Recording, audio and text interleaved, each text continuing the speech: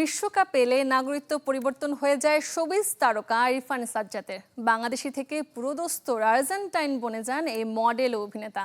মাসব্যাপী আয়োজনের শোবিজ তারকাদের বিশ্বকাপ ভাবনার সপ্তম পর্ব আজ।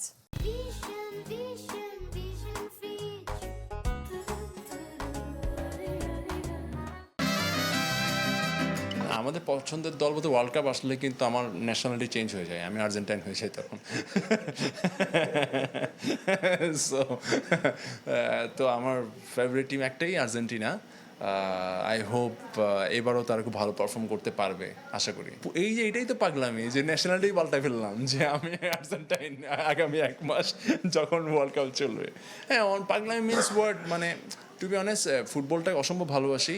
আর সেই জায়গায় যখন ওয়ার্ল্ড কাপ আসে তখন তো আসলে পুরো দেশটাই ভাগ হয়ে যায়, কেউ আর্জেন্টিনা, কেউ ব্রাজিল, কেউ জার্মানি, এটা তো ভাগ হয়ে যায়। পাগলামি বলতে যেটা হয়, আমি একটা ছোটোবেলায় একটা গল্প বলি, যেটা হচ্ছে আর্জেন্টিনার খেলা। আমার মনে আছে এটা এটা বোধ হয় 2014-এর গল্প, বোধ হয় 14 না, সরি 2006-এর কোনো ওয়ার্ল্ড কাপ হইতে পারে, 6 বা 10-এর কোনো ওয়ার্ল্ড কাপ। আমাদের ওখানে আর্জেন্টিনার খেলা, আর্জেন্টিনা ইংল্যান্ডের খেলা। আমাদের পুরো এলাকায় কেবলের লাইন নাই।